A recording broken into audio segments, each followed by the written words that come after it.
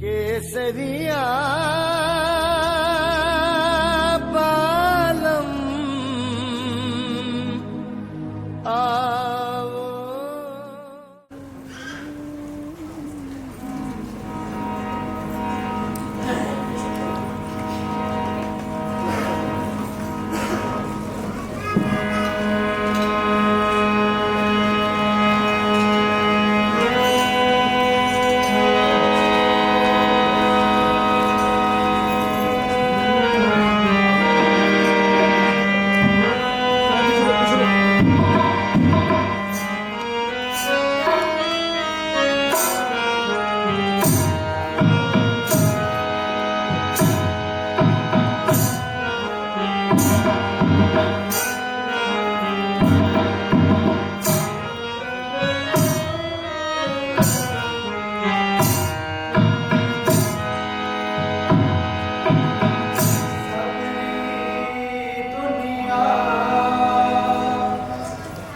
एक धर्म है अजब धर्म का, अजब धर्म है सबरी दुनिया। एक धर्म है अजब धर्म का,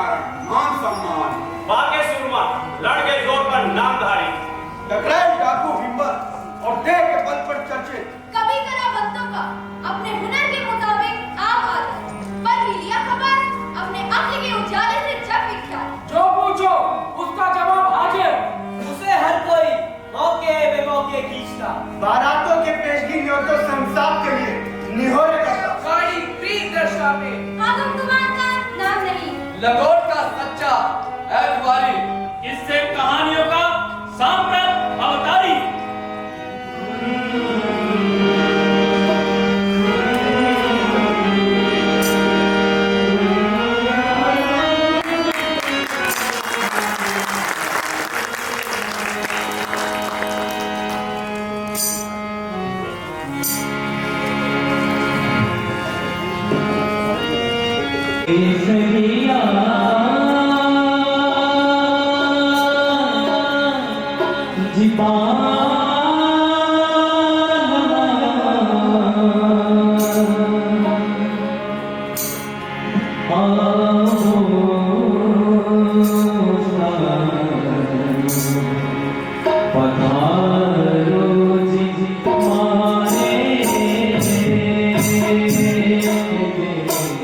पधारो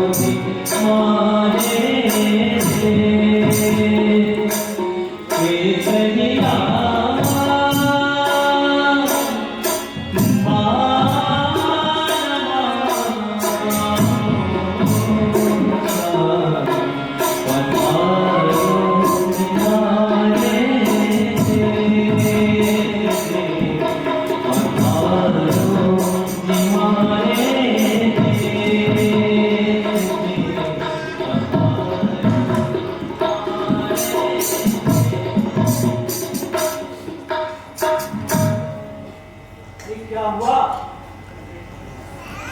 अरे क्या हुआ खवासण? क्या हुआ? पूरे 21 दिनों के बाद भिसारी तो लौटे हो और आते ही चौधरी बाबा के बेटे के ब्याह में जाने की हामी भर दी। तीनों बच्चे रात दिन जिस्सा जी करते हैं, पर थारे को कोई परवाह हो तो कहो। लिहाज लचके की भी हद होती है। अरे हर किसी को हामी भर देते हो। अरे बावली, मैं तो मौत को भी ना नहीं कहूँ, उसका न्योता भी हंसते हंसते कबूल करूंगा। भाई ना नहीं कहने की कसम इतनी आसानी से नहीं निकलती। घर की धयानी और बच्चों के लिए ना के सिवा तो कुछ जाना ही नहीं और कसम ना निभाने का गुमान करते हो। अरे ये कल की सिरमौर, अरे मैं कुछ और बच्चों को अपने से अलग मानता ही नहीं। भाई हम तो एक जीव हैं, एक जीव, देह के खाओ ठीकरे, क्या दूर और क्या पास। पागली नटना तो दूसरों को होता है। अच्छा एक बात बता, अब मैं अपने आप को कैसे मिलूं? या कलेजा छीनकर दिखाए बिना तुझे हमारे मन का जरा भी पता नहीं लगेगा? मारे को थारे मन की हर एक बात पता है और थारे को मारे मन की जरा भी पता तो कहो। क्या दूर जावे पे थारे को मारी याद आवे है? नहीं नहीं नहीं।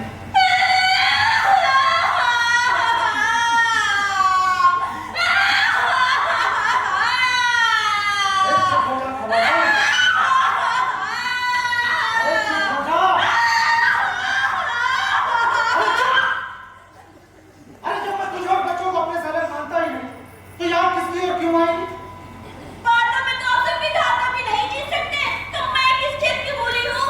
और सुनो, कोरी बात भगाने से सूरज की कमी ना पूरी होवे। आसमान में सूरज ना निकले तो उजाला कैसे हो? भाई वाह खवासण वाह, ये बात तो तूने बिल्कुल वीरिया खवास की जुड़ाया कराया चाहिए। तू ठीक कहती है। एक बार को तो अगर वो विधाता भी इस मैदान में उतरा तो मैं उसकी भी दाल न गलने। अरे सारी दुनिया मेरी बातें सुनकर मुझ पर रीझती है, हर कोई मेरे गुण गाता, तारीफें सुन सुनकर मेरे कान पक गए, नाम भरी से उग गया। पर अब जीवन का मरण कुछ कुछ समझ में आने लगा। बातें तो फकत जीव का श्रृंगार, होठों का गहना, कोरा थूक बिलौना, पर अंतस का भेद तो अगम है, अगोचर।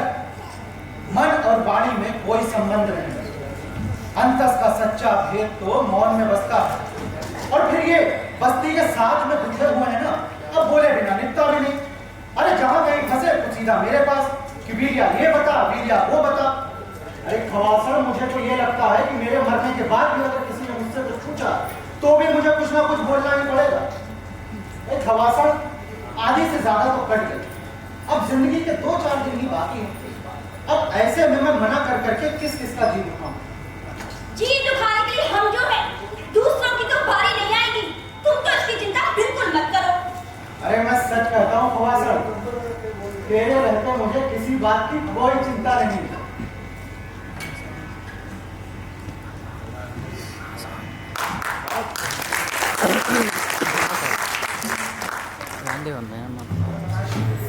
गांधी में नाटक इसके आगे दिखाने से इसका महत्व घटता है। अंधेरे का पर्दा हटाकर भीतर झांकने से आंखों की ज्योति बुझ जाती है। तो सारे ही वीरिया खवास गांव के चौधरी के बेटे के ब्याह में निकल पड़े, तो खवासण उसे फलसे तक छोड़ने आई। मंद मंद ठंडी बयार उजाले का ऐसा स्वरूप आज तक पहले कभी नहीं देखा था। उस बरस से दोनों के अंतस्तर में अथाह चांदनी फैल गई, तारों का उजास धुना हो गया।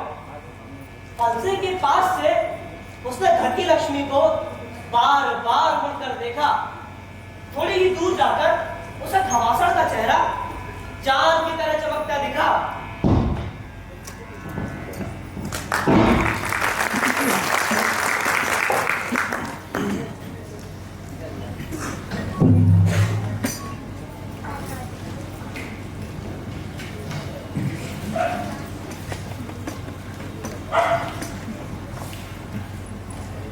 बापू धोती खुल गई। अरे तो धोती से मारना ना आता। मारा छोरा होके पता नहीं हो क्या करेगो। एक धोती भी ना संभाली जाती। अब धोती ना खुले। बापू फिर खुल गई। छोड़ो, ये छोड़ो। मारे छोरे की धोती किसने खोली? हमने डाला था। इन छोरों ने तो ना खोली। चौधरी का छोरा होके चौधरी की नाक पे डाले। एक धोती खाए से ना संभाली जाती। अरे जो बात तो सुन, हम चौधरी हैं। चौधरियों की धोती और चौधरियों की मूंछें, चौधरियों की शान है शान। और धोती ना खुले। अयो खवास जी कहाँ रह गए? खवास जी तो अभी तक ना आए। ऐसा करते हैं थोड़ी देर और देख लेते हैं। हाँ, थोड़ी देर और देख लेते हैं। अरे अब थोड़ी देर और देखना ही पड़ेगा। अब खवास खवास ने कहा, या खवास ने कहा बताओ। ये जो, अरे ताऊ, खवास ने कहा बताओ। खवास जी कहा। अरे चौधरी को ऊपर बैठा दे। खवास जी, अब खवास जी यार उन्हीं का तो इंतजार कर रहे हैं। अरे ताऊ ताऊ ताऊ, हाँ इधर बैठो। अब खवास जी आ जाए। अब बारात चल, हाँ तब बारात चलेगी। ठीक है, चले जब तक इधर बैठो। अरे कहाँ रह गए खवास जी? राम राम चौधरी। राम राम राम राम खवास, राम राम। भाई तारी उम्र तो बहुत लंबी है। अभी अभी याद किया तो चिताते उठकर लिए हाजिर हो गए। भाई चौधरी, कभी बख्तसर आने में देर की है मैंने? राम भाई राम। अब सारे बाराती थारी को बात जो रहे थे। अब तू कहे तो चले। देर किस बात की? चलो चलो।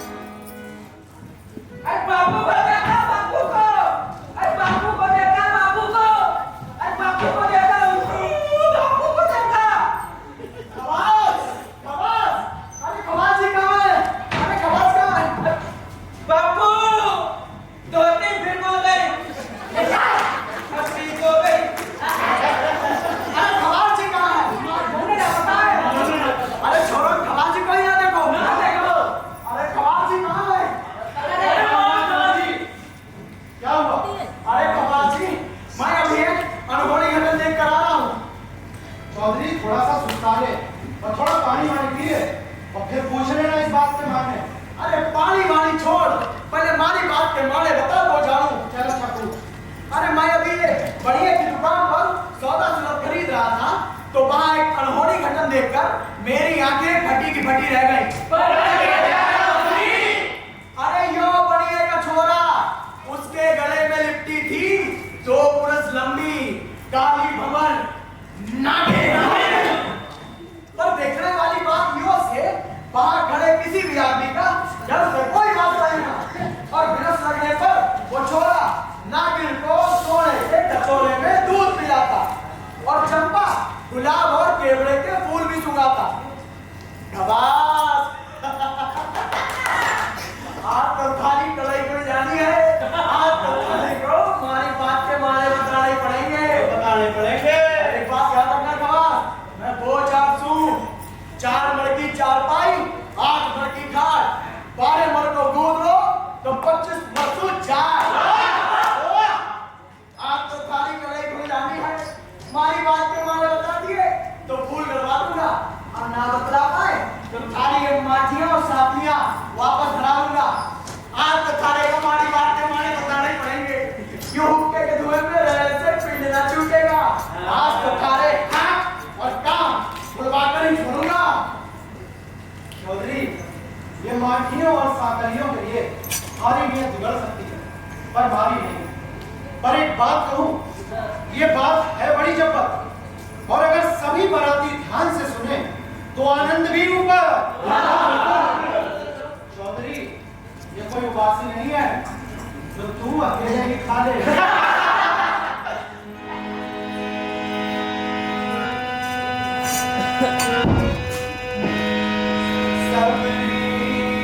दुनिया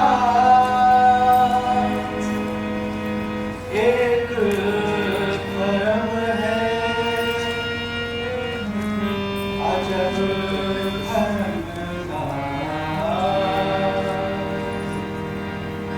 अजब भरम है।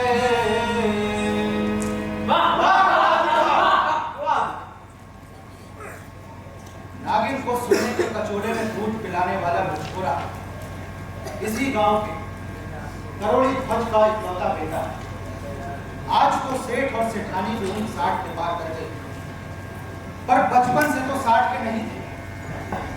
घुटनों के बल चलते चलते बचपन बीता, और बचपन के 2-4 होते जवानी के आते ही दोनों का ब्याह हो गया। दुल्हन 11 की और दूल्हा 15 का। पूरे 3 बरस के बाद गौना हुआ, फिर 1 बरस बीता, फिर 2 बरस बीते, और यूं बीतते बीतते कई बरस बीत गए, पर सेठानी की भूख नहीं फटी। माया का तो उसकी हवेली में कोई हिसाब नहीं। राजा के खजाने में जब कुठार आता था तब यही सेठ लाज रखता था। महाराजा उसे अपने साथ सिंहासन पर बिठाते थे। अनाप शनाप अखोती माया और राज में रुतबा, पर निर्वंशीय की चिक चिक जब कानों में पड़ती तो कलेजे पर आरी सी चलती। अलबत्ता लुगाई होते हुए भी सेठानी ने सब्र रखा, पर सेठ की पीड़ा एक पल के लिए कम नहीं होती।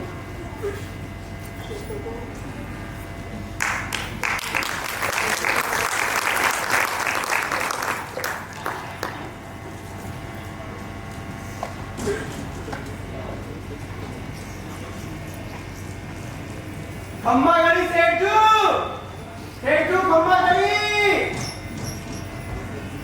कौन? भैया अभयान उस्मान दे। खम्मा गली सेठू खम्मा गली। खम्मा खड़ी क्या हाल चाल है सारे? कैसे आना हो? आपकी दया से सेठू सब कुशल मंगल है। अब क्या कहूँ सेठू, जब कोई हकीम या वैद्य के पास जाए तो उसे अनाज चाहिए, और जब कोई जमींदार के पास जाए तो उसे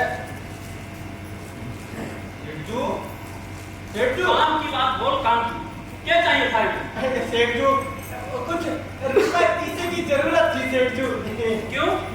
वो क्या है ना सेठू, हमारी घरवाली को लड़का पैदा हुआ है। सेठू आप चिंता ना करें सेठू, आपकी एक एक पाई मैं सूद समेत सब ब्याज में चुकता कर दूंगा सेठू।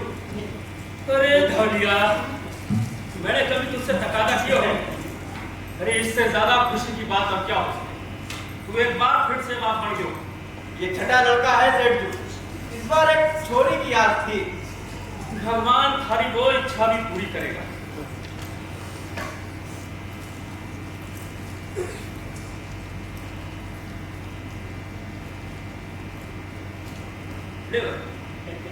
सेठ जी, आपका ये एहसान मैं जिंदगी भर नहीं भूलूंगा सेठ जी। अच्छा सेठ जी, अब मैं चलूं। खम्मा गड़ी सेठ जी, खम्मा गड़ी। सेठ जी, ये गुड़ की सिन्नी आपके लिए लाया था मैं। अरे अब इसकी क्या जरूरत पड़ गई भाई? नहीं सेठ जी, ये बच्चा पैदा होने की खुशी में। नहीं माने तो पता। अच्छा सेठ जी, चलो खम्मा गड़ी सेठ जी, खम्मा गड़ी।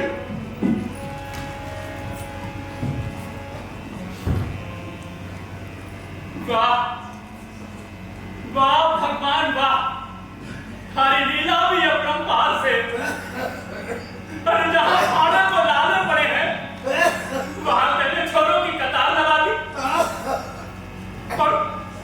और इतना सब कुछ होते हुए भी निपुता हिमालय में क्या?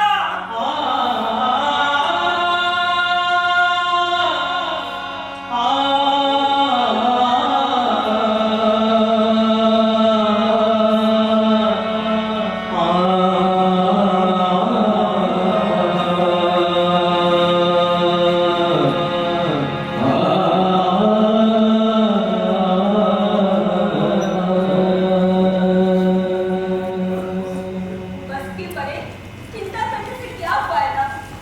क्यों फिजूल में अपना खून जलाते हो? अरे मरने के बाद ना बेटे साथ जाते हैं ना पोते पोतियां।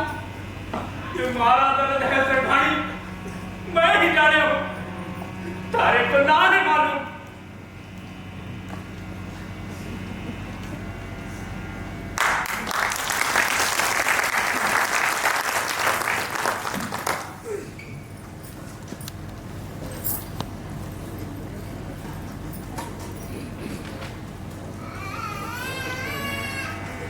लोगों के कहे सुने सेठ ने बहुतेरे टोने टोटके पूंजी में खूब धुआं लगाया और उस पर भी कोई गरज नहीं चली।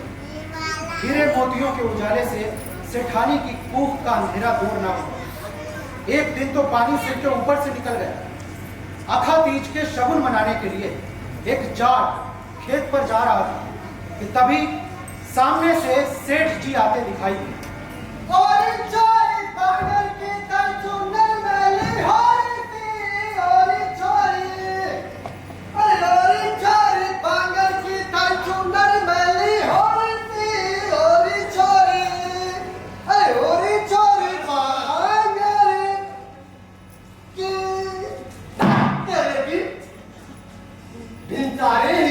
ये दुखता ना जाने कहां आते थे आके रख गया।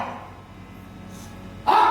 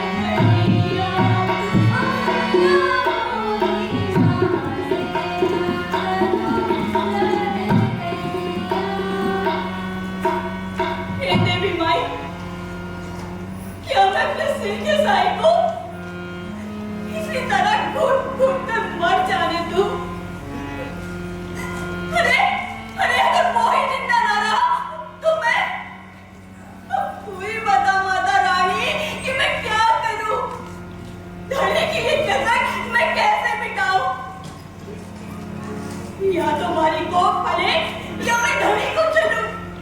क्या करूं माता रानी, क्या करूं? अब कोख का फलना हमारे बस में तो ना है, लेकिन धनी को भरमाने के लिए मुझे कोई ना कोई छल तो करना ही होगा। हाँ, कोई ना कोई छल तो करना ही होगा।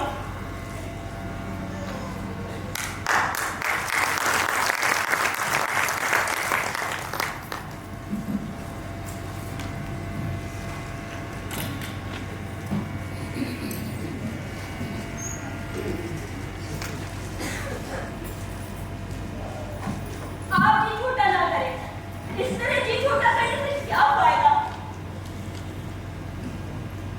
मैंने कहा ना सिखाई कि मारा दर्द से तारे को ना है मालूम।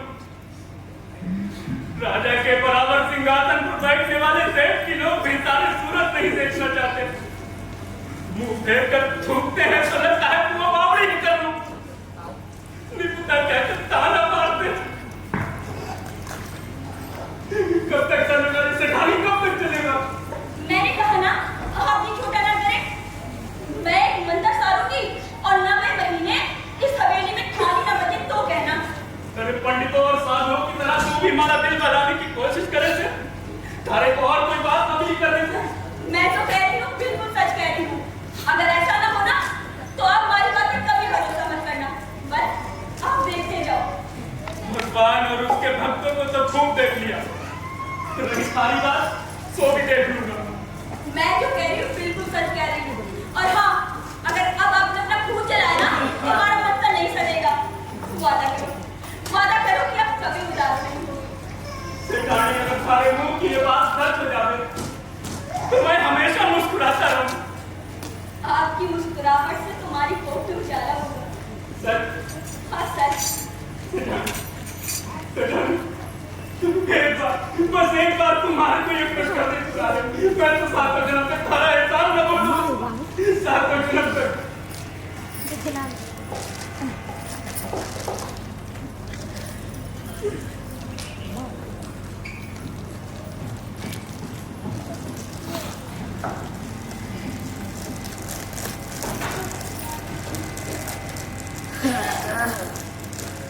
ये बात मुझे उस संकट को टालने के लिए कहनी पड़ी, परंतु इस घर के जान से कैसे निकलूं? क्या करूं? मेरी तो कुछ समझ में नहीं आ रहा। जामवती तुम ही बताओ कि मैं क्या करूं? आप बेफिक्र रहें सेठानी जी, मुझसे जो बन पड़ेगा मैं करूंगी। आपको पूरी तरह से साथ दूंगी। हम दोनों के अलावा विधाता को भी इस बात को पता नहीं चलना चाहिए। नहीं पता चलेगा सेठानी जी, आप बेफिक्र रहें। ये ले। क्या है? मोहन। नहीं सेठानी, ये घर तो मेरा अपना घर है और इस घर का हर सुख मेरा अपना सुख है। आप ये मुझे लेकर अपने प्रेम और मेरे प्रेम को कम मत कीजिए। मुझे जरूरत होगी मैं मांग लूंगी। रख ले भाभी। नहीं सेठानी, अब तो ये बात सच होने के बाद ही हो रही थी। अगर माँ के हिस्से में सच हो गई तो बच्चा कूप के बाहर भी जन्म ले सकता है और वो भी कूप के प्राणी से बढ़ता है। तेरे मुंह में घी शक्कर। सत्य की परख करने के लिए मैं एक नई खोज खरीदूंगी। वो खोज उस विधाता के सच के बड़ों से नहीं होगी, वो खोज दूसरी होगी, मेरे सच और मेरे विश्वास की। अब मैं उसकी खोज करूंगी। हाँ सेठानी जी, ये कूप आपके सच और विश्वास की। तो अपना खेल शुरू किया जाए। मैं अभी एक उठाकर सेठ जी को लेकर आती हूँ। हाँ, लेकिन ध्यान से। आप चिंता ना करें सेठानी जी, आप चिंता ना करें। सेठू ओ सेठू, बधाई हो बधाई। सेठू बधाई हो बधाई। ये बात तू बताई दे। ऐसे नहीं बताऊंगी, पहले खुशखबरी में तिथि देने का वादा करें तो ही बताऊंगी। तिले ही दूंगा, बता भी। पहले कौन करने वाले थे? कौन की? वो सेठानी। अरे जामवती सर।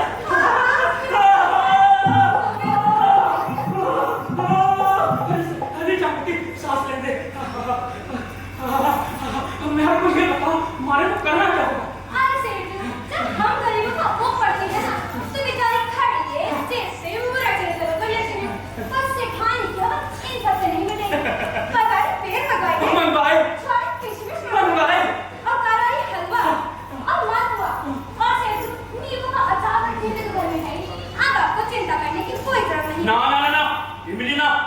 कहीं कुठार पर गई तो गजब हो जाएगा। अरे थक तेरे की, ये नरक मुझे इन बातों को नहीं समझते। अरे सेठ जो औरत की खूब मुश्किल से बात होती है, ये धन माया ना ज्यादा काम नहीं आते। अरे सेठ एक बार मेरे के मन में आ जाए फिर तो ये बादाम पिसता धरे के धरे लगाते। और सेठ ये सेठ और मुरई ना मेरे से भी मीठे हैं। फिर तो ठीक है, फिर तो थारे मन में जो हो गए वो कर, बस हमारे को उन चीजों के नाम पर मैं उनका घेर लगा दूंगा। सेठानी सेठानी सेठानी सेठानी सेठानी, मैं जो सुन रहा हूँ सच है ना? वो जामवती जो कह रही थी वो ठीक है ना? आज तो भगवान भी मेरे आनंद का पता नहीं कर सकता। समुची माया के बदले भी ये सौदा पड़ता तो मैं ना नहीं करता। संसार में धन ही सब कुछ नहीं है, आज मैंने जाना। सेठानी देखो, थारी सावचेती से ही जीवन सार्थक होगा। मैं जितनी भी सावचेती करूं उससे क्या? अरे अरे इन ब्राह्मणों के चक्कर में आकर कुछ ऐसा वैसा ना खा लेना। अरे इन्हें तो पत्थर भी पकता है तो झलक से। तो वो क्या कह रही थी? खट्टी छाछ में मिर्च मिलाकर बिल्कुल मत पीना, अरे हमारे बच्चे को आग लग गई तो। सेठानी और थारे ने ये बात हमारे से क्यों छुपाई? अरे सबसे पहले तो थारे को ये बात हमारे को ही बतानी चाहिए थी। कैसा जानता रखती हो सेठानी? खैर छोड़ो, एक बात पूछूं, वो महावारी हुए कितने दिन हुए? क्या था? क्यों फिजूल में माथा लगाते? अरे वो मैंने कोई उकाई नहीं सुनी ना, इसीलिए। दूसरों के सामने ऐसी भूल बातें मत करना, आपका तो कुछ नहीं जाएगा। लोग हमारे पर ही हंसेंगे। इसमें के हकने की बात से? अरे सारी दुनिया जन जन के थक गई, हम तो किसी पे ना हंसे।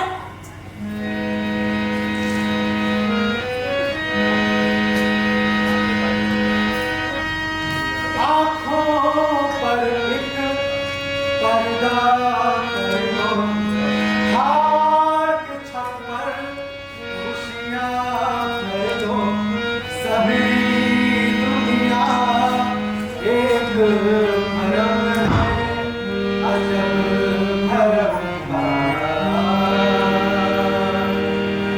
अजब भरम ना जाने ये दिन कैसे बीतेंगे, कितनी देर में सांझ हुई। वो रात ढली, ये भोर भई, फिर उगा सोने का नया सूरज। पट्टा कितने हौले हौले चढ़ता, कितनी देर में आकाश के बीच में आया, सरकता ही नहीं। अबे सरक सरक। बीच पहुंचकर कहीं चिपक तो नहीं गया? नहीं नहीं, ये नहीं हो सकता। ऊपर से वो काली करूती रातें जो ढलने का नाम ही नहीं लेती। कहीं ऐसा ना हो कि 2 पखवाड़े तक की सूरज ही ना निकले। ना ना, ये तो बिल्कुल ना हो सकता। काश कोई घूस लेकर दिन छोटे करता तो समुची माया उसे सौंप देता। राम जाने ये दिन कैसे बीतेंगे, भगवान कहीं भूल तो नहीं गया। गरीबों के भी 9 महीने और हम अमीरों के भी 9 महीने, हमारे तो कुछ कम होने चाहिए था ना भगवान।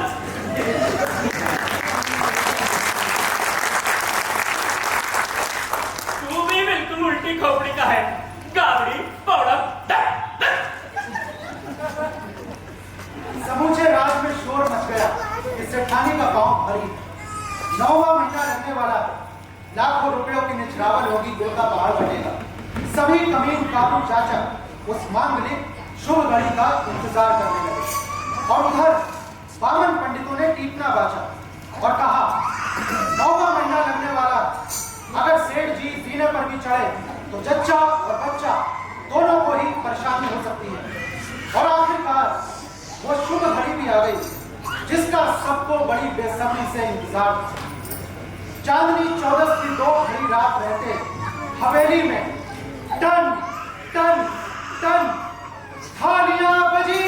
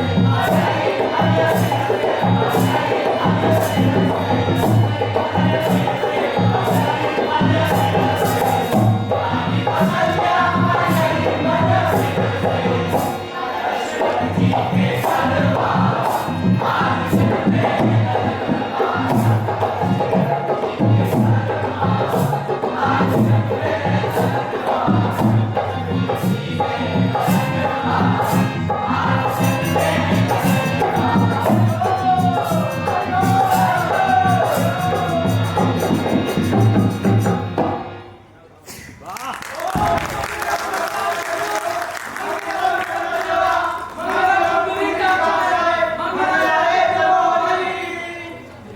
प्रणाम। जरा बच्चे की जन्म कुंडली देखकर बताइए, हमारा कुल दीपक, हमारा कुल का भाग्य बढ़ाने वाला कितना सौभाग्यशाली। हाँ, प्रतीक्षा करो। शनि शनि, छठे में चंद्रमा, 10वें में मंगल। 10वें में मंगल हो तो पिता की मृत्यु। क्या गजब करते हो छबीलाल जी, कुछ तो समझ कर बोलिए। 10वें में मंगल हो तो पिता की मृत्यु। ये देखिए 10वें में मंगल नहीं, मंगल 8वें स्थान में है। जन्म समय में लगन शनि, 7वें में राहु का तो घनिष्ठा नक्षत्र। पीताम्बर जी जरा आप भी बताएं। हाँ, घनिष्ठा नक्षत्र तो मिस करेगा। अश्विनी के साक्षात प्राणी सरस्वती पीतम भाई बलिंद्राय कविक्रम अर्थात अश्विनी नक्षत्र के प्रथम चरण में अगर बालक का जन्म हो तो पिता को कर, शनि को जन्म हो तो माता को कर, संध्या को जन्म हो तो बच्चे को कर। कसम भोलेनाथ। लेकिन आपसे पूछना जन्म तीसरे चरण में हुआ जजमान, बच्चे का जन्म जिस घड़ी में हुआ नक्षत्र बहुत तेज है, नक्षत्र के अनुसार बच्चा सूरज की बात करेगा। लेकिन 16 वर्ष तक सेठानी और नाइन को छोड़कर किसी तीसरे की छाया भी नहीं पड़नी चाहिए। कसम भोलेनाथ। बात नहीं पुत्र का जन्म हुआ, तो मैं एक बार तो उसका मुख देख लूं। नहीं नहीं, यदि आप ऐसा करेंगे तो आपको अपने बच्चे की जान के लाले पड़ जाएंगे। लाख समय वर्षों को पाली हो, खाली समय की चुप, सदा विचार की चारुमती, सुदिन खुदिन निर्दूर। कसम भोलेनाथ। अर्थात अवसर आने पर उसके अनुकूल काम करना सबसे बड़ा लाभ। कर्तव्य से चूक जाना भारी हानि है जजमान। बुद्धिमान लोग समय अनुसार क्या करते हैं, अच्छा और बुरा समय थोड़े दिनों के लिए ही रहता है जजमान। तो क्या मैं इतना अधम कि 16 वर्ष तक अपने पुत्र का मुख नहीं देख सकूंगा? ये भगवान की कैसी लीला, ये भगवान का कैसा न्याय है। जब मैं निपुता था तो लोग क्या क्या ताने दिया करते थे। 16 वर्ष कैसे बीतेंगे? पर आप घबराए नहीं जितना, ओम नहीं पैदा अभी पैदा सामने हो। आप लौटे हुए लोग के पता नहीं क्या मेहमान है, तब चतुर्था। अर्थात गणेश जी की वजह से सब कार्य सफल होंगे। जितनी भी विघ्न समस्याएं आएंगी उन सभी का नाश होगा जजमान। आपका पुत्र सूर्य के बाद तेज होगा जजमान। समय जब आएगा तब वो महापुरुष बनेगा, जन कल्याण के कार्य भी करेगा। लेकिन शर्त नहीं है, आप अपने बच्चे से दूर रहेंगे, वरना आपको अपने बच्चे की जान के लाले पड़ जाएंगे। शेष सब शुभ है, शेष सब मंगल है। समय की प्रतीक्षा करो, समय की प्रतीक्षा करो, समय की प्रतीक्षा करो। ऐसा खतरा कौन मोल लेगा? 9 महीने बीत गए और 16 वर्ष कौन बड़ी बात, कम से कम निपुता तो नहीं रहा।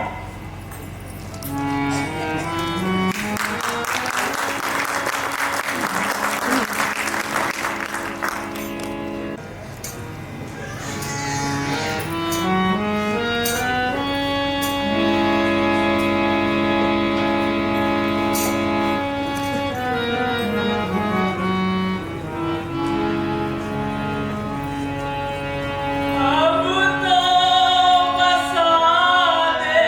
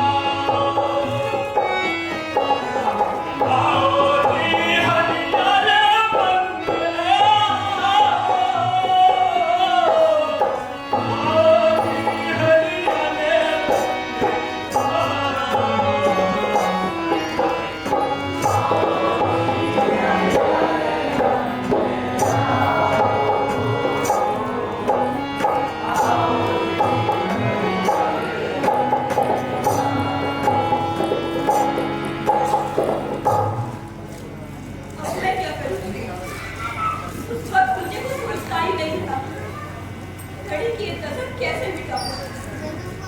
उस वक्त मेरे सामने केवल दो ही उपाय थे, या तुम्हारी कोख फले या मैं धड़ी को चलूं। तो मैंने कर दिया। पर इस अधर्म को कैसे बहलाऊं, कैसे फुसलाऊं? झूठ के धर्म का ये बच्चा कहीं मर गया तो माँ बाप का दुख कभी कम नहीं होगा। मरने के बाद उनके आंसू कभी खत्म नहीं होंगे। गंगा की गोद में उनकी अस्थियां बिछुड़ती रहेंगी।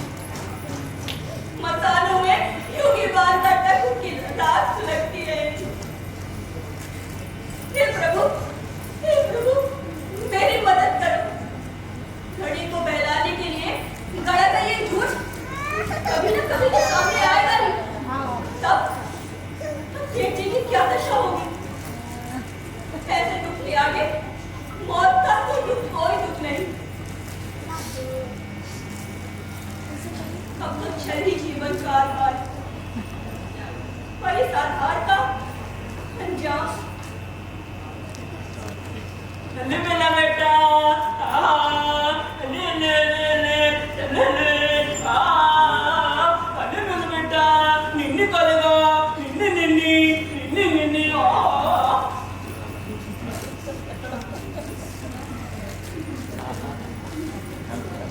भगवान, मेरे हिरणे के साथ उस बर्फ के बच्चे की रक्षा करना। इस छलावे से जीवन में थोड़ा बहुत तो आनंद आया, पर ये आनंद कब तक निभेगा? भूख के छलावे का ये अटूट आनंद तो बेचारी जब चाहे 1000 बच्चे जमकर भी नहीं जान सकती। अरे चंदा, तुझसे तो मेरे मन की कोई बात नहीं छिपी। क्या ऐसा नहीं हो सकता कि तू मेरे घर मेरा बेटा बनकर आ जा? चंदा तू आजा, बन जा रे दूल्हा, रूठा है क्यों अपनी मैया से मुन्ना, रूठा है क्यों अपनी मैया से मुन्ना।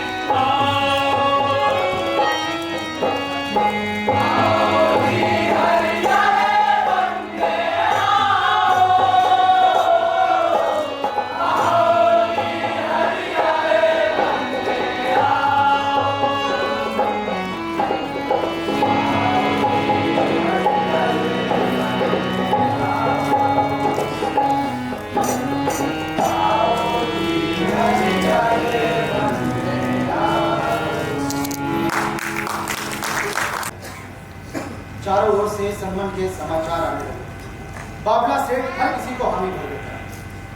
उस वक्त सेठानी को एक उपाय सूझा।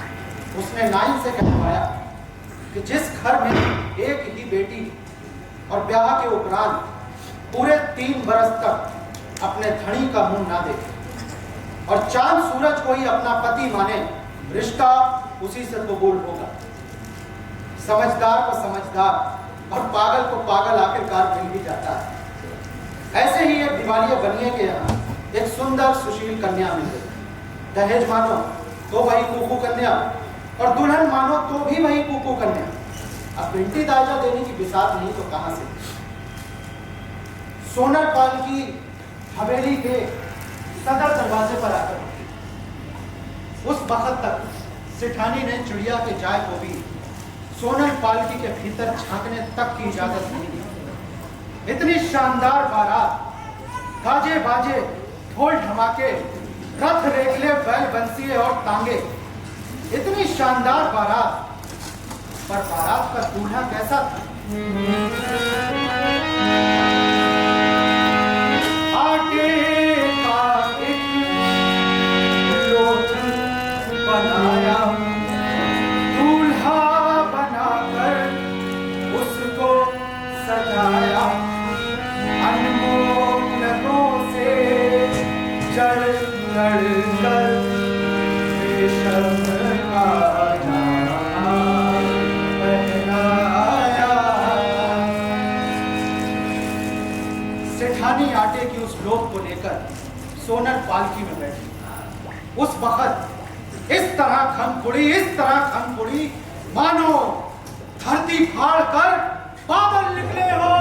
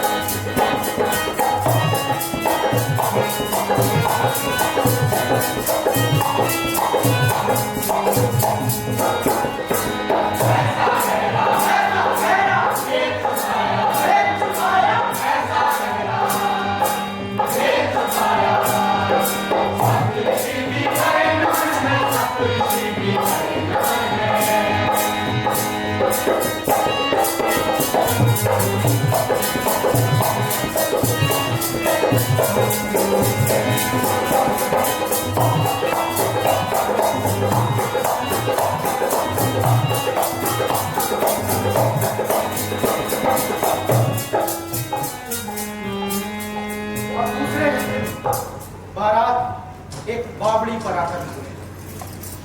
पास ही जंगली बरगद, मीठा निर्मल पानी, बारातियों के दातून कुल्ले नहाने धोने के लिए इससे अच्छा रमणीक और क्या? सेठानी और दूल्हे को उसी सोनर पालकी में छोड़ बाकी सभी बाराती नीचे उतरे और अपने अपने नित्यनेम में लग गए। और वहीं उसी बावड़ी में नाग और नागिन का एक जोड़ा भी रहता था।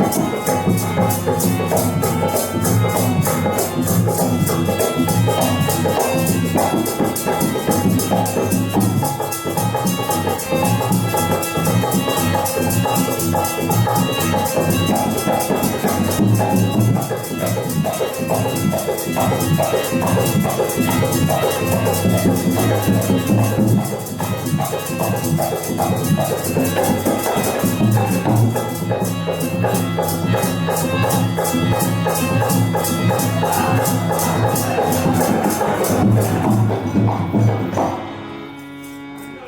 कैसा शोर? ये आवाजें कहाँ से आ रही हैं?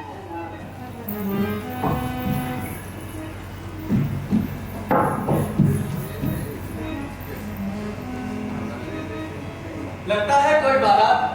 बारात? कितनी शानदार बारात! गाजे बाजे ढोल धमाके, बैलों की गली में घूमते नाच। और देखो बच्चे लोग कितने खुश हैं और लुगाई में तो कितने सुंदर सुंदर जोड़े पहने, है ना? हाँ, पर हमारे यहाँ ऐसा क्यों नहीं होता? हमारे यहाँ आप हंसे क्यों? तेरे बोले तो। मेरे बोले तो। हाँ बाबली, तेरे बोले तो। आप कहने तो मैं एक बार बारात देखूं? नहीं, बस एक बार। कहा ना नहीं। तुम नारी जाति की यही तो सबसे बड़ी समस्या है कि कुछ भी देखा नहीं तुरंत मचल जाती हो। आप फिर तो हमारे और मनुष्यों के रिश्ते को अच्छी तरह जानती है और समझती भी है। अगर तुझे किसी ने वहां देख लिया तो मार मार के तेरा भर्ता बना देंगे। मैंने कहा ना कि कुछ नहीं हुआ, मैं बस यूं गई और यूं आई। देख, तू तो जान से जाएगी और यहाँ बैठे बिठाए मेरा घर बर्बाद हो जाएगा। अब बारात को दूर से देखना था तो देख लिया, यही बहुत है। अब घर चल। तू मानेगी थोड़ी ना, करेगी इतनी ही जिद। अच्छा ठीक है, देखा बारात। तो मैं जाऊं? और सुन, ध्यान से जाना, अच्छे से। मैं तुम्हारा यही इंतजार करूंगा। हम दोनों एक साथ रहते हैं। तो मैं जाऊं?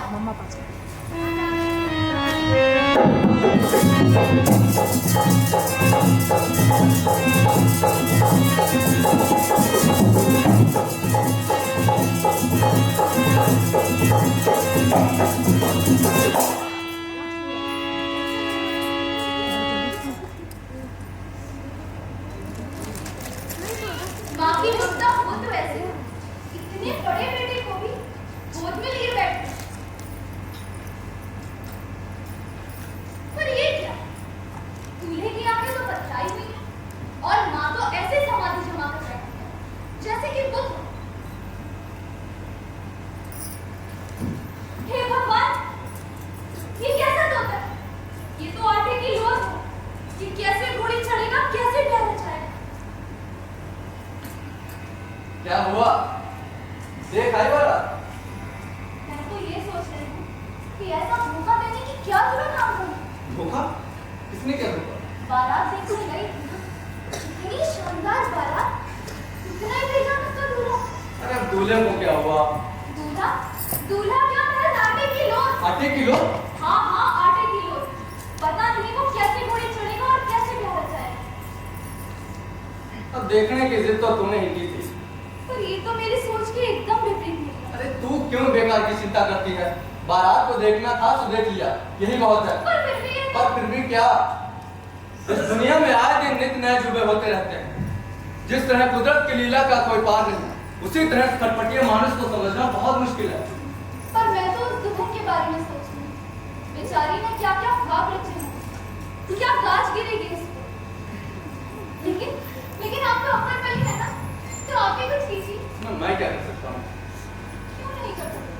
अगर आपके दिल में भी मेरे जैसा दर्द हो, तो ये सब करना तो आपके बाएं हाथ का काम है। देख, तू पागलपन मत कर। देख लिया, खूब परख लिया। तुम सबके संबंध होते ही एक जैसे हो। कोई मेरे दिल से पूछे कि मैं कैसा महसूस करती हूँ। देखिए, मेरे आपसे हाथ जोड़कर ही कहती हूँ, आप बस एक बार उस आटे की लोथ में प्राण डालें, फिर मैं आपसे कभी कोई हक नहीं करूँगी। हे भगवान, इन औरतों को समझाना कितना मुश्किल है। अच्छा ठीक है, तू कहती है तो मुझे भी करना, लेकिन इसका बस एक ही उपाय है। और वो क्या? अगर साटे की लोथ में मैं अपने प्राण डाल दूं, तो भी कुछ हो सकता है। आपके प्राण? हाँ, मेरे प्राण। लेकिन एक बात सोच ले, अगर बाद में लाड़ती तो तू ही जाना। अच्छा ठीक है, नहीं करूँगी। ऐसा खूबसूरत दूल्हा बनूंगा, ना तो किसी ने देखा होगा और ना ही सुना होगा। दुल्हन नहीं बस देखती रह जा। तो सोचते क्या है, कीजिए ना। एक बार ठंडे दिमाग से सोचिए। सोच लिया। अरे बाप रे, एक बार और सोच ले। देखिए, एक बार सोचना तो मैंने सोच लिया। अब इसमें बार-बार क्या सोचना? अब आप चाहिए। हे भगवान, वाकई में औरतों को समझाना कितना मुश्किल है। जब आप नहीं समझे तो मेरी क्या बिता। अब चाहिए भी। अच्छा ठीक है बाबा, ठीक है, तू कहती है तो मैं जाता हूँ, लेकिन हाँ अपना ध्यान रखना। तो मैं जाऊँ? जाइए।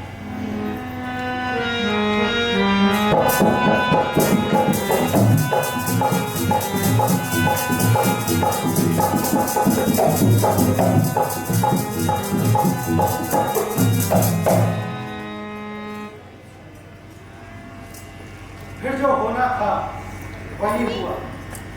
प्राण पखेरु खुर हुए जहां से लुप्त हुआ। आटे की उस लोथ ने एक आह, माँ माँ दो शब्द कर, और माँ सपना सोच फिर खोली आंखें, देखा पालकी के भीतर फैली है चांदनी और चांद बैठा है सम्मुख जीवित। डाल गले में दोनों बाहें, माँ माँ जो बोला फिर से। जग में ऐसा माप नहीं जो माप सके माँ के उस सुख की सीमा। परम चरम सच है ये, है नहीं भरम। सफल हुए सहस्त्र जन्म। और अब नागिन नहीं, पहले सेठ से खाएंगे। ये बेला ना थी ऐसी कि लिक लिक करे वाणी। चुप्पी साध गई, सब सोच समझ मुख मौन हो गई सब वाणी। और फिर बारात एक पल भी वहां नहीं हुई।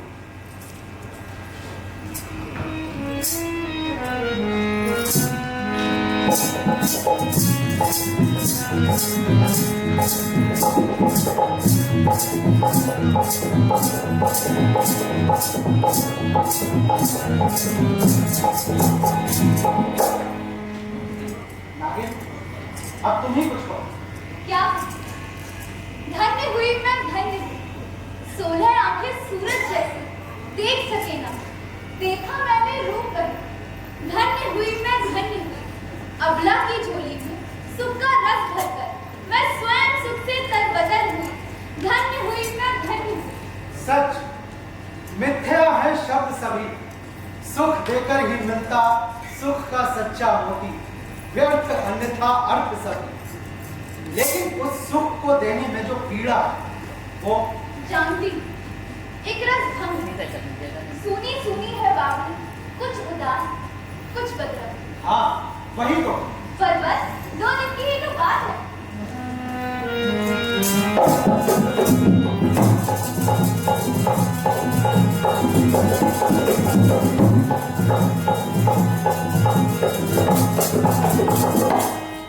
और उधर बारात के पहुंचते खुशियों की घमरौल मच गई। जैसी दुल्हन वैसा दूल्हा, दोनों का रूप एक दूसरे से बढ़ चढ़कर। दुल्हन के होठों का अमृत पीते हुए दूल्हा सोचने लगा, नागिन अगर यूं हठ ना करती तो उसे लुगाई के अंग रस का स्वाद कहां से नसीब होगा। और इसी तरह पूरे 5 दिन बीत जाने के बाद बारात वापस ठीक उसी बावड़ी पर आकर रुकी।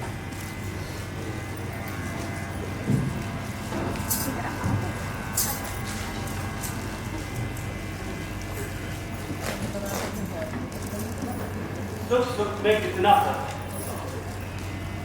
माँ की गोद का सुख अलग और दुल्हन के अंग का सुख अलग। दोनों के सुख में कोई मेल नहीं। लुगाई के अंग रस की तो बात ही कुछ और। चेत होते हुए कुछ भी चेत नहीं रहता, और चेत न रहते हुए आनंद का पूरा पूरा चेत रहता। सच मनुष्य के इस सुख से तो भगवान भी डहा करता हो। वैसे नागिन है बहुत नेक और समझदार। 5 दिनों से भूखी प्यासी बाट हो रही हो। बेचारी से घड़े का बिच्छो बिल्कुल भी साफ नहीं था। बिल्कुल सीधी साधी शीशे में उतर सकती है। अब होली न होती तो मुझे लुगाई के अंग रस का स्वाद करते। पर कहीं उसे ये सब पता चल गया तो? अब पतिव्रता भी तो हर दर्जे की है, रानी के बगैर मानेगी थोड़ी। क्या करूं?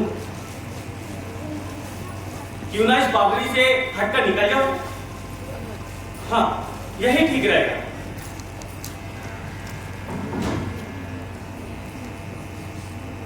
और यूं कितने दिन चलेंगे? एक बार कोशिश करके देख लेगा, मानो जूते दलितपन से भर पाए। मुझे तेरी कितनी याद है, तुझे मालूम है? ठीक, अब मैं आपसे कभी कहीं जाने नहीं और ना ही कोई धड़कन। अब जल्दी से अपने असली रूप में आ जाओ। अरे, ये क्या कह रही है? तू जरा सोच तो, दुल्हन को यूं मझदार में छोड़ने से उल्टा पाप लगेगा। माँ बाप तो बेचारे यहीं ढेर हो जाएंगे, और रहा सवाल दुल्हन का, तो वो भी यहीं कहीं सफी हो जाएगी। तो तूने मुझे किस भवन में फंसा डाला? अब उस दिन इतनी दया दिखाई है, तो कुछ दिन और सवाल रख। नहीं, दुल्हन का जितना भला करना था तो मैंने कर दिया। अब अपना घर जलाकर किसी दूसरे के घर में क्यों उजाला करूं? अरे बाबी, बस 3 महीने की तो बात है। 3 महीने बीतते ही मैं तेरे पास दौड़ा चलाऊंगा। नहीं, सिर्फ 3 महीने की तो बात है। देख, 3 महीने के अंदर उनका वंश चल पड़ेगा और सब कुछ ठीक ठाक हो जाएगा, तो मैं तेरे पास दौड़ा चलाऊंगा। और हाँ, फिर तूने कोई आनाकानी की तो तेरी जबान जाएगी, कह देता। एक बार भूल हो गई, वही बहुत है। अब बार बार भूल करो, इतनी बोली भी मैंने। तो मैं जाऊं? लेकिन बस 3 महीने।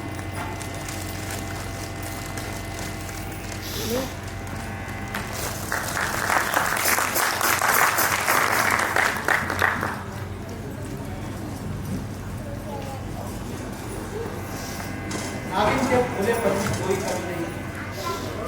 अपने धनी पर आंखें मूंद कर भरोसा करती थी, सो इस बार भी करती। और इसी तरह, और उधर हाट बिड़च की हवेली और रंग महल की मौज मस्ती, दूल्हे के चित्त से नागिन की ये बात उतर गई।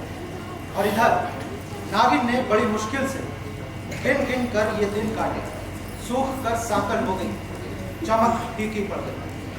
बेचारी से अपने धनी का भी छोड़ बिल्कुल सहा नहीं है।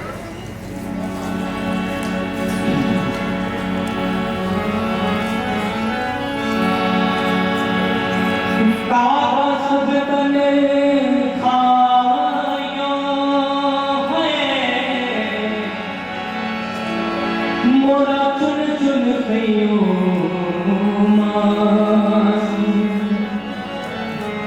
ये तो नैना मत खायो, इनमें पिया मिलन किया,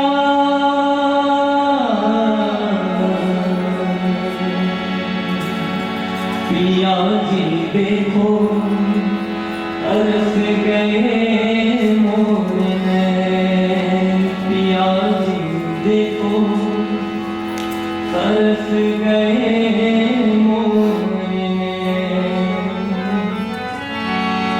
रो रो करूं अब मैं, रो रो करूं अब मैं, पिया जी देखो रस गए मोर नैन। मन का भाव मन ही जाने, जिस तन लागे सो ही जाने। मन का भाव मन ही जाने, जिस तन लागे सो ही जाने। आवे राग मोह चैन, आवे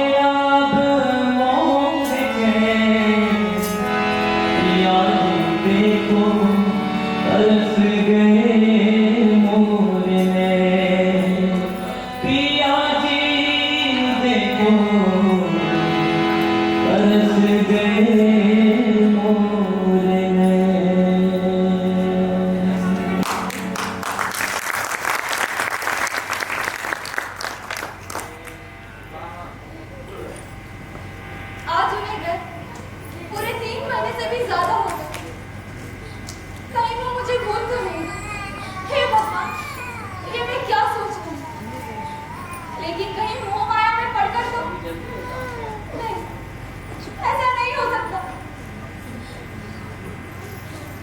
लगता है अब मुझे ही कुछ करना होगा।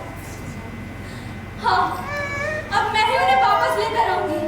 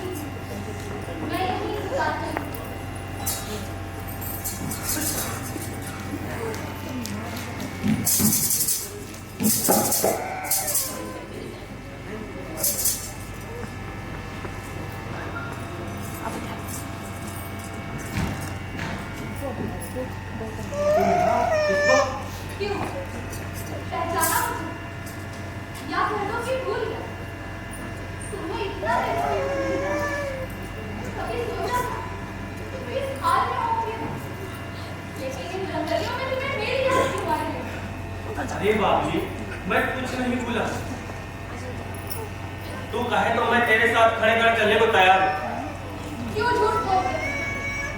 अगर मैंने हामी भर ली तो बगले भागने लगो। झूठ? अब भला मैं तुझसे झूठ बोले लगा। देख, वो घोड़े बेचकर सो रहे, इसलिए मुझे तेरे साथ चलने में कोई आपत्ति नहीं। पर तड़के की हवेली में जो कोहराम मचे हैं, उसे अपनी आंखों से देख भी लेना और अपनी कानों से सुन भी लेना। इन 3 महीने के स्वांग से तो अच्छा है इस बेचारी का ब्याह ही नहीं हुआ। दया का खूब नाटक रचा तू। मैंने तुझे कितना सुना, पर तू मेरी बात क्यों माने? तूने जो हट ठान ली सो ठान ली। उस दिन का बोल वचन याद है तुझे? अब मेरा क्या? तू कहे तो मैं तेरे साथ चलने को तैयार हूँ। झूठ मत बोलो, मेरी आंखें तुम्हारे कलेजे में गई। इस देश को छोड़ने का सपना भी तुम्हें बुरा लगा। फिजूल चलने के लिए अजीब है। वो तो मुझे मारना तुम्हारे बस में नहीं, वरना इस अक्रम से भी तुम नहीं चूकते। खैर, ये मेरी भूल और मैं ही इसे संभालूंगी। तुम्हें दोष नहीं दूंगी।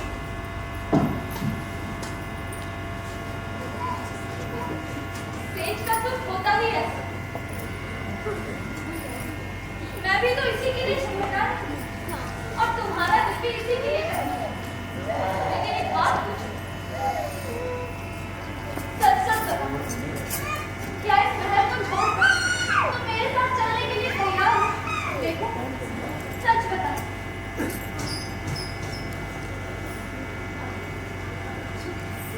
तू ठीक कहती, मेरा मन भी यहाँ दम गया।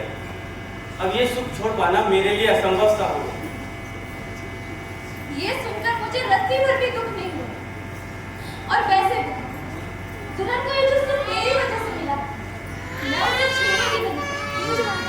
इस महल में आकर मेरे मन में ज्ञान का एक नया उजाला हुआ। लेकिन तुम एक बात याद रखना, मैं अपना हक लेकर हूँ। तुम याद रखना। सुन नागिन सुन, सुन नागिन सुन।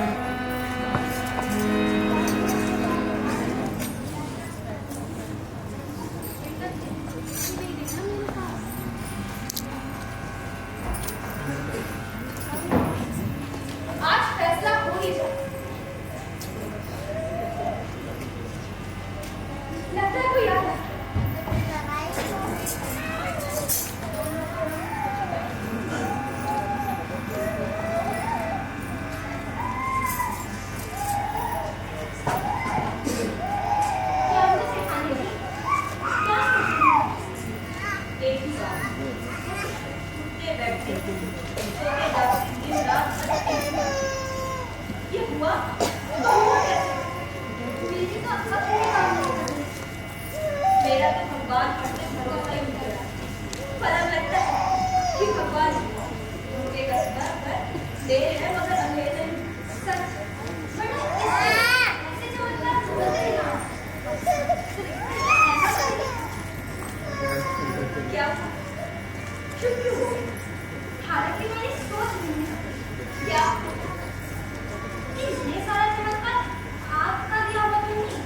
अरे पगली, अगर ऐसा होता तो क्या मैं तुझसे छिपाती? उल्टा रह रहकर मुझे ये ख्याल आता है कि ये सब तेरा किया जरा नहीं।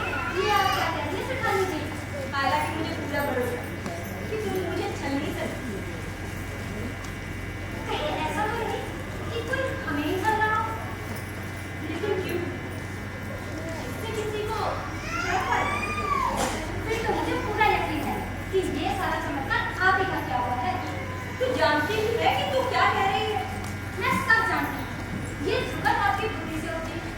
आपकी निस्वार्थ सेवा भाव की छाया में पली बड़ी और आपके वर्षों की तपस्या साकार है। आप तो साक्षात देवी है, देवी। मैं और देवी, अरे जिसने अपने भी धनी को छला वो और देवी। जो छल किसी की खुशी के लिए किया जाए वो छल कैसे हो सकता है? कि आप जैसे तो पतिव्रता ना मैंने नहीं देखी और ना कहीं सुनी। मैं कोई देवी हूँ, लेकिन मुझे घटना से ये जरूर लगने लगा इंसान अगर सच्ची लगे और निस्वार्थ सेवा भावना से भरोसा बनाए रखे ना तो बुद्धि की कोई कल्पना को भी साकार रूप दिया जा सकता है। इसको साकार रूप देने में तेरा योगदान भी क्या कम है? आपके पर विश्वास नहीं बुद्धि हिम्मत दी है ना? मैं कहा देखो तो कैसे भैरव के जी रही है कुछ कहा तुमने? नहीं। आप क्या सोचने लगी? ये कि हम अभी तो घर में नहीं जी रहे। और तुम क्या सोच रहे थे? मैं भी यही सोच रही थी।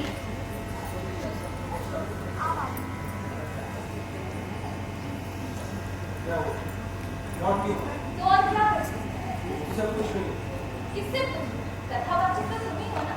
तुम भी तो एक बात करो ना। तभी तो कहती हूँ कि कुछ तो सुने लो इस बात से। हाँ वो मैं करूँगा, लेकिन समय आने से। अभी तुम जाओ और इस दृश्य को पूरा करो। दृश्य तो पूरा हो गया। वो कैसे? देखो, नागिन को लगा सिठाने की जिया भरम का पुत्र जो उसी के प्रीतम नाग की सांसों से जिंदा है, उसका मर जाना भी ठीक नहीं। और मैं चली गई। किसके लिए? सभी के लिए, जैसे जैसे कि शेर के लिए, नाग के लिए और खासकर सिठाने के लिए, ये खासकर सेठानी के लिए भी। क्योंकि उसी का रचाया ये सारा खेल है।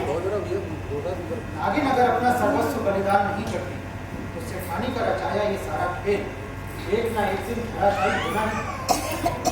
जो पत्नी अपना धर्म निभाने के लिए बरसों इस तपस्या में जी सकती है और वो भी अपनी शिद्दत के साथ, ये भी तो एक प्रकार की तपस्या है। ऐसी तपस्या जो पत्थर को भी पिघलाती है। फिर मैं तो नागिन हूँ, संवेदना है मुझे। मैं नहीं पिघलती तो कोई और पिघलता। तो फिर तुम सेठानी से क्यों मिलने गई? क्योंकि उसने मेरे मान सम्मान को ठेस पहुंचाई, उसे जिसे मैं अपना समझती थी। खैर, अच्छा हुआ मेरा ये धर्म भी टूट गया। अपना नाटक भी टूट गया। टूट तो मैं है, वही तो मैं भी कह रहा हूँ। लेकिन लौटने की और भी होगी। क्या? नेक नियत से कर्म करो, नतीजा अच्छा होगा। निस्वार्थ भाव से सेवा करो, फल अवश्य मिलेगा। और फिर मनुष्य का सबसे विश्वास उठ जाए, उससे तो अच्छा है मुझ नागिन का ही दिल टूट जाए। क्या नागिन ने नेक नियति से कर्म नहीं किया? क्या मिला? इच्छों की पूजा। निस्वार्थ भाव से उसने अपना सर्वस्व बलिदान कर दिया। क्या मिला उसे? हर पात्र का अपना अपना विवेक होता है और उसने जो कुछ भी किया अपने विवेक से किया। तुम ये मत भूलो कि तुम एक पात्र ही नहीं बल्कि एक अभिनेत्री भी। और हर अभिनेत्री का अपना अपना विवेक होता है। अब तुम जाओ और इस दृश्य को पूरा कर दो। अब आप क्या सोचने लगी सेठानी जी? यही ये रात कोई झलक है और तुम क्या सोच रहे हो? मैं भी यही सोच रही थी।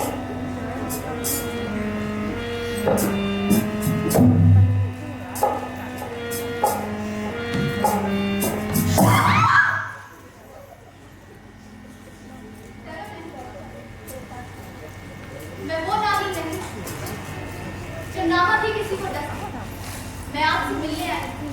एक व्यक्तिगत काम। मुझसे? हाँ, तू जा। इसे यही रहने दो। ये तो सब जानते हैं। क्या जानती है ये? जो आप जानती हैं वो ये जानती है, जो ये जानती है वो आप जानती हैं। लेकिन जो मैं जानती हूँ उसे जानने के लिए आप दोनों कब से छटपटाते हैं। तुम्हारे कहने का मतलब क्या है? मतलब तो आप शायद समझ गए, लेकिन मानने से डर लग रहा है। ये तो मेरे मन की हर एक बात जानती है। पहले ना पूछा, खुलकर कहो। खुलकर ही कहूँगी, लेकिन उससे पहले मेरी एक शर्त। और अगर मैं नामंजूर कर दूं तो आप दोनों ये कभी नहीं जान पाएंगे कि खाने की लोभ में प्राण कहाँ गया है। ठहरो। मुझे मंजूर है। ये आप क्या कह रही है जानती? मैं जानती हूँ कि एक समंदर फटने को जो प्रसंग इस नागिन ने छेड़ा है, उसका काम मैंने ही तो रचा। जरूर कोई अनहोनी होने वाली है। घबराओ, सब कुछ अच्छा ही होगा। हम दोनों एक ही कश्ती का सवार हैं।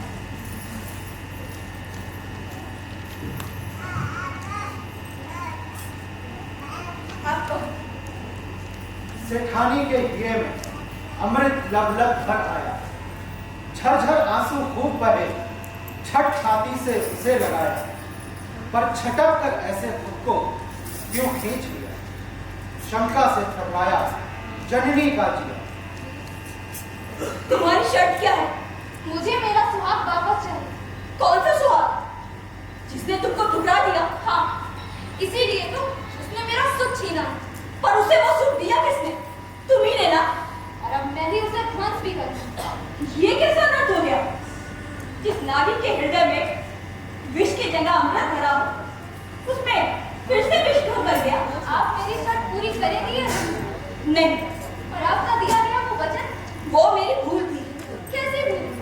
हाँ, अब तुम्हारा सुहाग लुटाकर मैं एक और भूल नहीं कर सकती। पर कैसे भूल? वही भूल जो तुमने अपना सुहाग लुटाकर की। अब तुम क्या चाहती हो कि मैं भी वही भूल करूं, किसी और का सुहाग छीनकर? तो मैं कहाँ जाऊँ? क्या करूँ?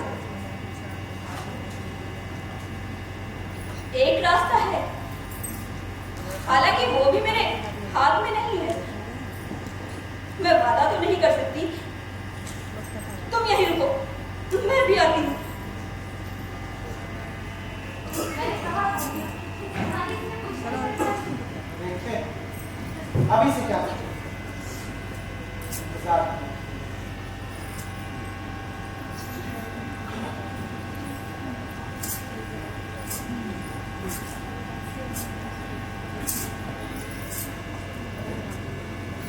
बहू को यहाँ क्यों ले आए?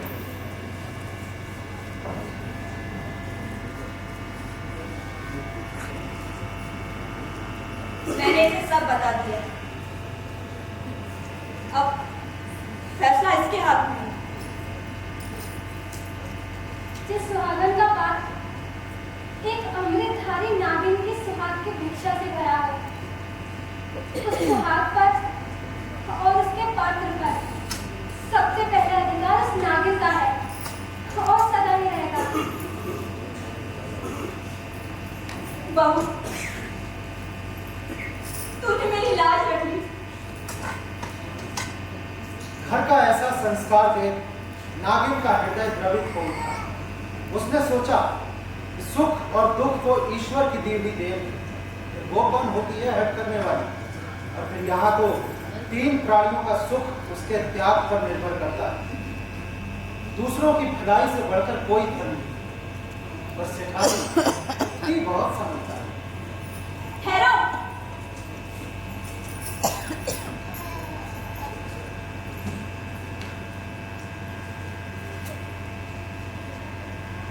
आज से तुम इस घर की बड़ी बहू हो। और देखो, अगर मना किया ना तो मैं अन्य जल अगले जन्म में निकलूंगी। नागिन बहू सेठानी सबके आंखों से आंसू बरस पड़े। यूं मार पहाड़े भीतर में एक समंदर यूं मंथन किया, यूं पूर्ण हुई, यूं कथा का अंत हुआ। अश्रु रूपी अमृत धारा ऐसी बरसी सभी दुखों का अंत हुआ।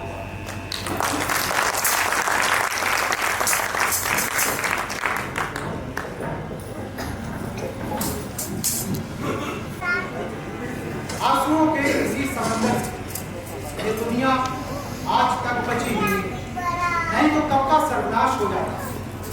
और उस दिन से नागिन घर की बड़ी बहू बन गई। दिन को वो अपनी घड़ी के साथ लिपटी रहती और रात को वो लुगाई बन जाती। दोनों बहुओं में अंधा अथाह प्रेम और दोनों के सुंदर सलोने से बच्चे। भाई ये नागिन तो ऐसी सुलक्षणी है कि अगर किसी को डस भी ले तो मुर्दा भी जी उठे। और इसी तरह वंश बढ़ाने से मानुष सुख शांति का स्वामी होगा। और जैसा कि नागिन ने कहा कि हर पात्र का अपना अपना विवेक होता है, चाहे वो दर्शक हो, चाहे श्रोता हो या अभिनेता, जिसकी जैसी समझ वो वैसा ही समझ ले। और क्या कहें, मिथ्या है शब्द सभी, सुख देकर ही मिलता सुख का सच्चा मोती, व्यर्थ अन्यथा अर्थ सभी। पागल अपनी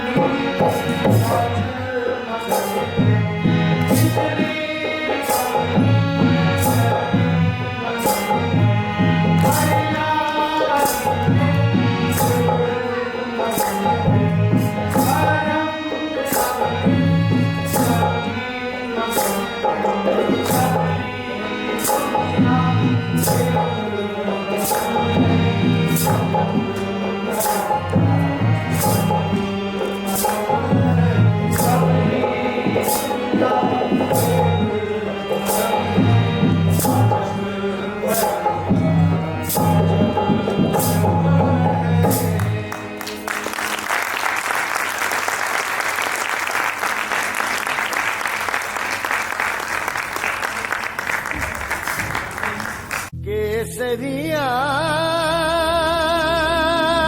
बालम आओ